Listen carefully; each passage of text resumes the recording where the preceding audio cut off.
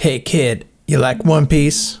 But do you know how existential it is? It's pretty deep, man. This guy Jared, he's gonna tell you all about it. When you think about existentialism, you most likely think of philosophers like Kierkegaard, Nietzsche, or Camus. No, I'm actually thinking about Goku, Batman, and Monkey D. Luffy. You almost certainly don't think about a kid named Luffy.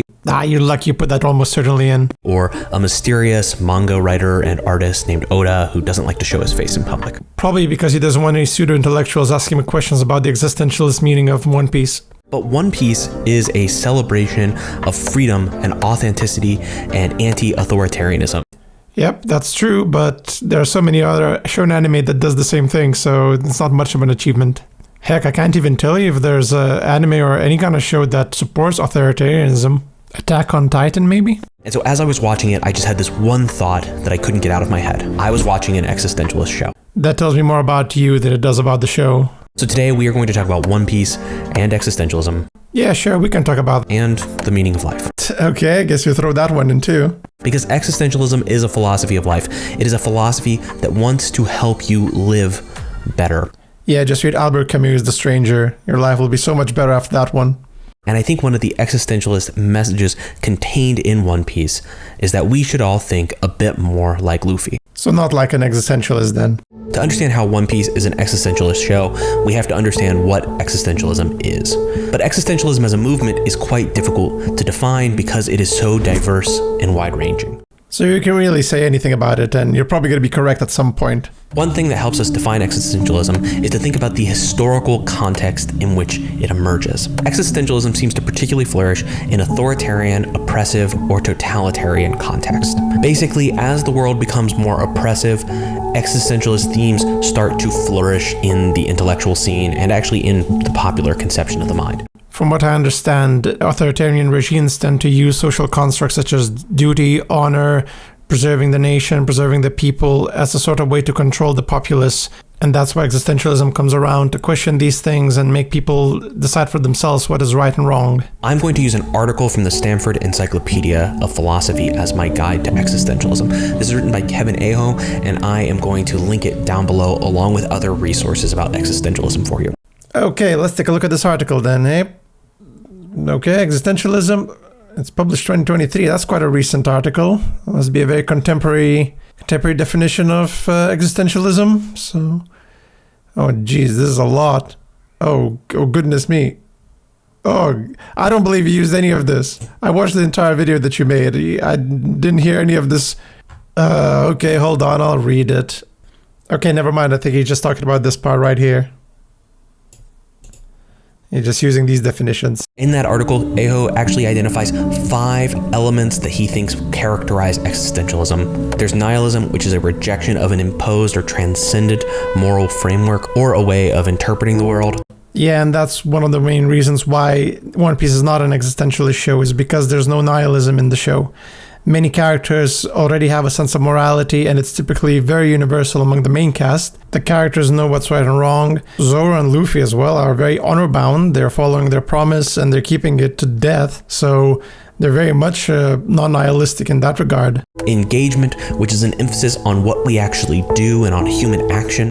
I didn't read that in the article. It says engagement is sort of the opposite of detachment, which is when you talk about philosophy and you sort of detach yourself from the human experience in order to have a broader view of the thing you're talking about. Engagement says, no, you're a human, so you have to stay within the bounds.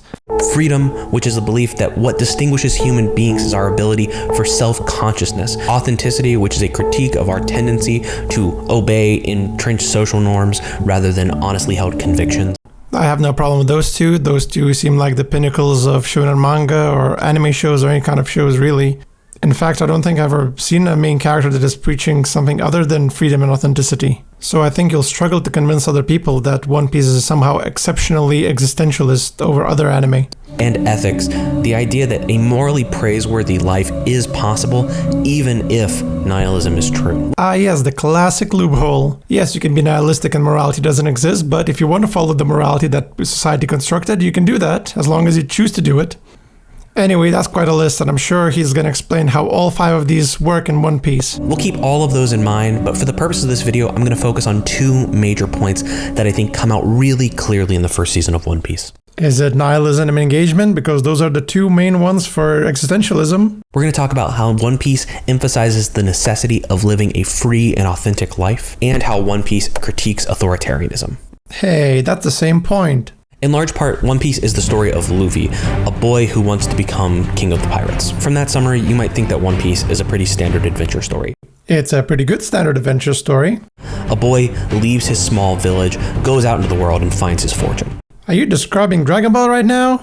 But Luffy is actually a very different kind of protagonist, because one of the central points of One Piece is that Luffy is going to define what being a pirate is for himself. But so do the other pirates, don't they? I mean, look at Arlong, Mihawk, Buggy the Clown. They're all pirates, but they're all distinctly different. And if you ask them what a pirate is, they're going to give you 3 different answers. Luffy doesn't see piracy as an opportunity to simply enrich himself at the expense of others, or to give into a life of unrelenting debauchery, or go on murderous rampages. Instead, he sees a life of piracy as a path to true and authentic freedom. I would like to know Jared's definition of true and authentic freedom, because the existentialists tend to say it's more of an internal freedom from anxieties, fears, or any kind of reasons for your actions or inactions. In Luffy's case, he doesn't have any fears, anxieties, reservations, so he's pretty free as far as existentialism is concerned. And that is a path that he gets to choose and define. It's an interesting question whether Luffy chose to be that kind of pirate. In his backstory, we can see that one of his main inspirations for becoming a pirate is Shanks, who's a very different kind of pirate from the others.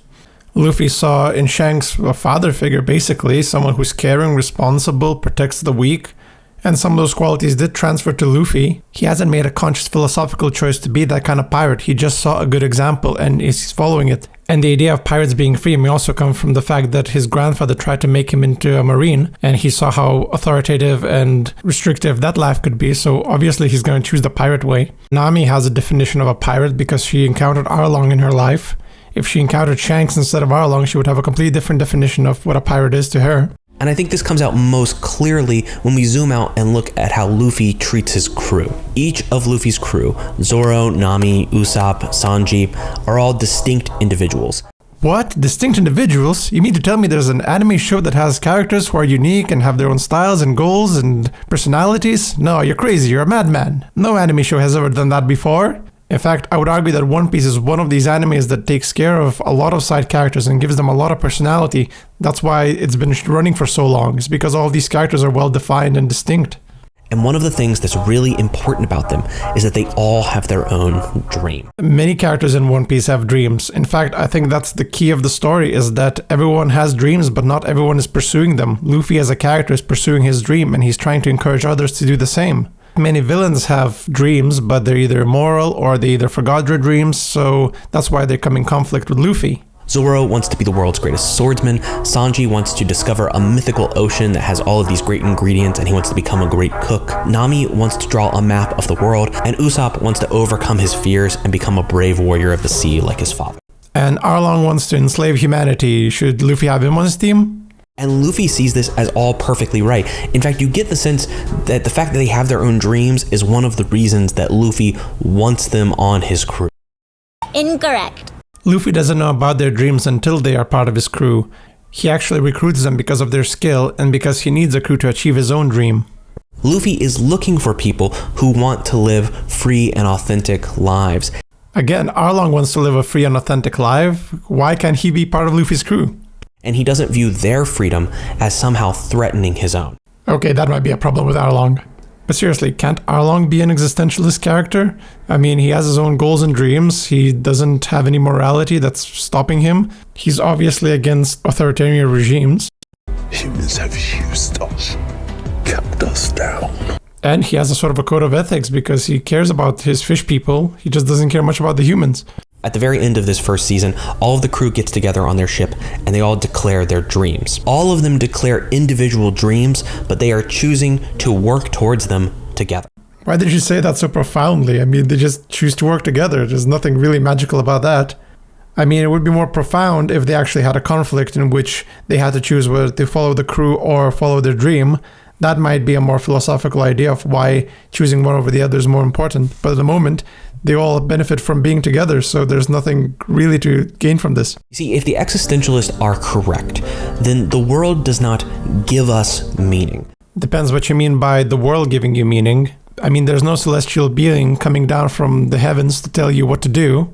But social constructs like morality, honor, duty, those things are going to heavily influence what you choose to do in your life. The environment that the One Piece characters were in were a massive influence on the dreams that they have.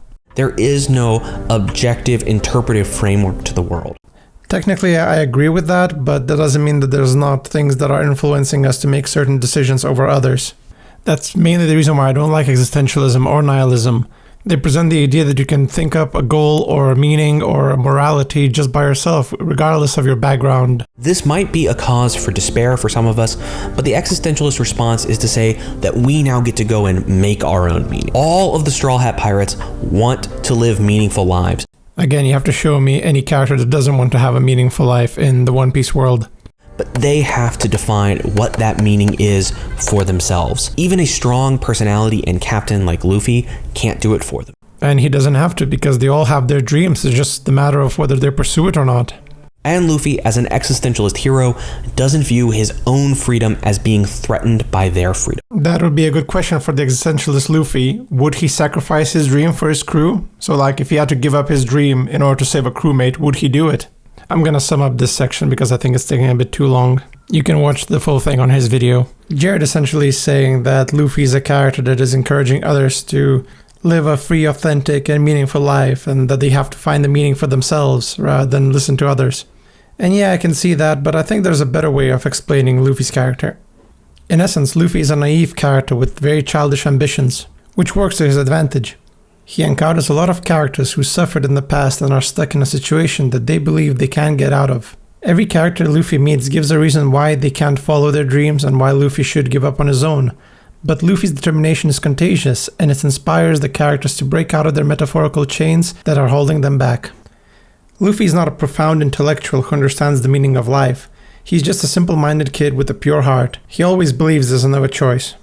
The only time we see him question his own viewpoint is when Zoro is critically injured and Nami criticizes Luffy for not trying to stop Zoro. Sometimes, when you are in charge, you have to make the tough decisions. Why does everybody keep saying that? Because you could have saved Zoro. On one hand, he doesn't want to get in the way of someone's dream, but on the other hand, he's taking responsibility as the captain for his crew, which is something he never had to do before. Luffy has a code he follows, and following that code can result in terrible consequences, but it would be a lot worse if he didn't abide by it. And that brings us well to the critique of authoritarianism that's in One Piece. One Piece as a show and as a manga is kind of goofy. There's, especially in the manga, there's a lot of slapstick and there is a lot of comedy in the show. But the world of One Piece, when you dive into it a little bit, is actually quite dark. Yep, that's true. There's a lot of dark themes in One Piece, which is why Luffy's character stands out so well in the series. Putting him against characters who have seen some dark stuff, it's quite interesting to watch. We quickly learn that there is a single world government that is just ominously called the world government, and the primary way that the world government interacts with citizens is through its military. Yes, the Marines are supposed to fight pirates and protect people, but they often end up being bought off or terrorizing villagers on their own. And yet, Luffy does not criticize these systems. He's saying that there's good Marines and bad Marines, and there's good pirates and bad pirates. He doesn't hold a grudge like many other characters in the show, like Arlong or Nami. He focuses on the individual and then treats them accordingly. And if existentialism is the critique of authoritarianism, then he's not doing a very good job, is he? The other major force in One Piece is piracy, but Luffy and a few other exceptions really are the exceptions. Most pirates view piracy as a way to accrue wealth and fame and power. They will terrorize villages, demand tribute, or simply murder because they want to. This is authoritarian in all directions, and it would be very easy to adopt a cynical perspective in an environment like this. I'm not sure about that. I mean, if you look at the background characters, they seem to be doing just fine. Of course, if you're controlled by Arlong or Buggy, then that's a different matter. But as far as I see, the society seems to be operational somewhat. It's not a complete dystopia. You might come to the conclusion that the best you could hope for is to join the military or become a pirate yourself and gain enough wealth and power and prestige that you would get to be in charge. No, you can do a lot of other things. You don't necessarily have to be a pirate or a marine. You can be a carpenter, you can be a shipbuilder, you can be a grocery store owner, you can be a bartender, you can be a bar owner. There's many options you can do in this world. But Luffy and the Straw Hats are actually a rejection of this choice. Yes, they're pirates, but as Luffy points out time and time again, he gets to be his own kind of pirate. They are going to live free and authentic lives, and this is going to lead to a constant struggle against authoritarianism, which is another common existentialist theme. I don't like that Jared is using this free and authentic life stuff all the time as if other pirates don't have a free and authentic life. I mean, Arlong has an authentic life. He's choosing to live the life he wants, and he's fighting the oppressors that he considers the Marines to be. And the Marines are fighting the authoritarianism of the pirates. So Luffy and the gang are not an exception to the rule. In fact, I think they're just playing the part of the pirates. They just have a different code of morality. And that brings me to a very important point about the series, this thing that Luffy will not stop talking about, and that's becoming king of the pirates. Now, you would be forgiven for wondering, is Luffy's dream of living a true, free, and authentic life compatible with his desire to become king of the pirates? After all, becoming a king is to place yourself at the top of a hierarchical and oppressive structure. Whoa, calm down there, Mr. Communist Manifesto. Just because there's a hierarchy does not mean it's an oppressive hierarchy. Yes, technically Luffy has to oppress the other pirates by being the one who finds the One Piece. However, it's more like a competition. There will be winners and losers in this case. So what the King of the Pirate does, that's up to him. So you might be worried that at the heart of One Piece, there lies this contradiction. First off, I would just say that early on in the show, we don't yet know what it means to be king of the pirates.